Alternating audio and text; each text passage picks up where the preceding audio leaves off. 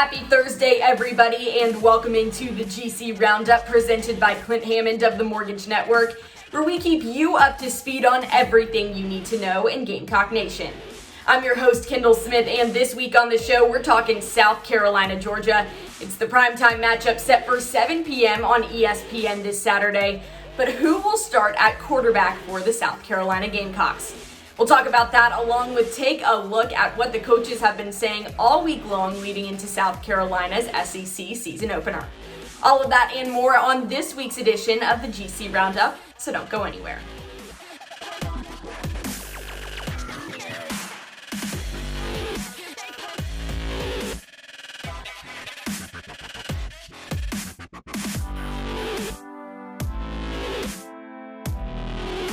It's only fitting, it's only natural that we start off this show by talking about the quarterback situation at South Carolina. Cue the surprise, cue the wow, the shocks, the oh my gosh, I can't believe we're talking about the quarterbacks at South Carolina. No way. Head coach Shane Beamer spoke to the media on Tuesday about how Luke Doty is doing heading into South Carolina's Week 3 matchup at Georgia. Check out what he had to say. I know you guys will ask about Luke. He was at practice today. He did more today than he did on Sunday, and he did more on this Tuesday than what he did last Tuesday. So the biggest thing with him is just continuing to knock off or get the soreness out where he feels comfortable and knocking off the rust and all that, because he hasn't been in a lot of 11-on-11 situations against a full defense. Fully expect him and the rest of our guys to be 100% on Saturday night. And even though Doty is expected to be ready on Saturday, Beamer isn't discounting the efforts of Zeb Noland at East Carolina. Here's what he had to say. Let's also, recognize the fact that Zeb Noland made some fantastic throws down the stretch the other day against East Carolina too. That the throw to DK, the throw to Van in the end zone, the throw to Van that we ended up fumbling. I mean, he made some great plays. We'll stay on the Shane train for this week's edition of Unfiltered on the GC Roundup. Now on Tuesday, Shane Beamer shared a story of how his family reacted to South Carolina's miraculous win over Georgia in 2019.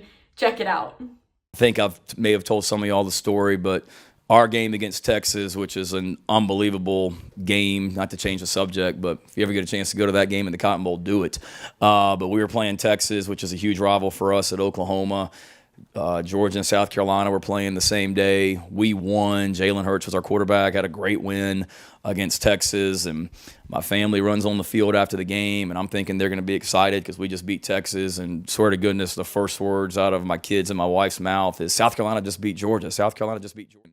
It's time for one of the best segments on the GC Roundup, and that is Good News Gamecocks. Cue the applause, cue the applause. We love to stay away from the doom and gloom, as head coach Shane Beamer lectured us on earlier in this season. So we're bringing you some good news this week, and that is the fact that Parker White was named the SEC Special Teams Player of the Week after his game-winning field goal at East Carolina. Now I have to say, he's got ice in his veins. Steve Fink, the SID for South Carolina football, said that just before Parker White kicked the game-winning field goal, he came over to Fink and asked him what the score of other college football games were at the moment. A couple of days ago, the start time for South Carolina's September 25th matchup against the Kentucky Wildcats was announced, and the Gamecocks will take to the gridiron at 7 p.m. Now, there have been several nighttime starts this season for the Gamecocks, so let me know what you think about them. Do you like the nighttime starts? Do you like the afternoon starts better? Let me know what you think, but this weekend, a nighttime start on ESPN primetime, 7 p.m. at Sanford Stadium, and Georgia's head coach, Kirby Smart, spoke with the media earlier this week previewing the Bulldogs matchup against the Gamecocks. Here's what he had to say. Shane has got the program rejuvenated. I know there's a lot of excited fans, and rightfully so. Their guys are playing extremely hard. First two games of the season, been able to watch those guys really compete and grow. Looks like a lot of new faces from last year. Speaking of Georgia coaches, several South Carolina players were asked in media availability earlier this week what it's going to be like seeing Will Muschamp for the first time since his departure from South Carolina. DeCarrion Joyner and Kevin Harris weighed in on the topic. Great guy. You know what I'm saying? I'd be excited to see him after the game. But it is what it is. Probably see him probably before the game, probably after the game. Chop it up, say what's up. That's really it. We got a game to play. Now we've got to give the club sports at Carolina a little love.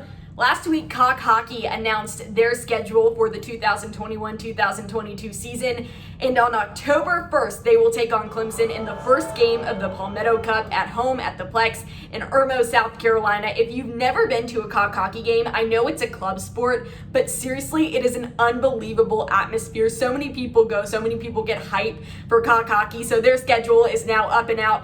Check out to see if you can go to a game because it is well worth your time. To recap what's going on in the world of other South Carolina sports, I hate to bring the bad news, but the women's soccer team at South Carolina has dropped their last two games to Clemson and Virginia Tech. They're back on the road tonight at Missouri to take on the Tigers at 7 p.m. Now, the women's volleyball team also dropped their last game to Santa Clara. They're on the road tonight taking on Winthrop at 7 p.m. as well. Yeah, well, our team kind of talked about a lot of things. We didn't do well. We didn't play with the intensity we need to play.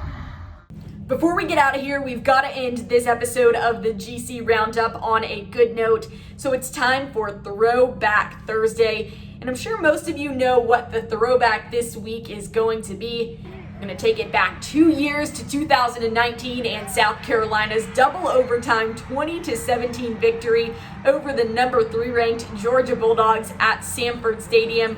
We need that magic. We need that energy heading into this week against the Georgia Bulldogs. I believe that South Carolina fans out there can bring that positivity, and we'll see what happens on Saturday. But never forget, the underdog can win in these situations, just as we saw in 2019. And by the way, that game definitely the highlight of my college career so far in terms of football wins.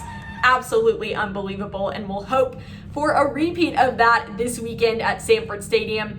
But that's going to do it for us on this week's edition of the GC Roundup. Be sure to keep up with all things Gamecocks on GamecockCentral.com. You can see all of these incredible articles that we put up just this week, and we're just getting started. There's more to come as South Carolina heads to Athens to take on the Georgia Bulldogs this Saturday. Stay hyped, stay positive. I know it's a big challenge that the South Carolina Gamecocks have in front of them, but if the fan base stays up, you never know what could happen.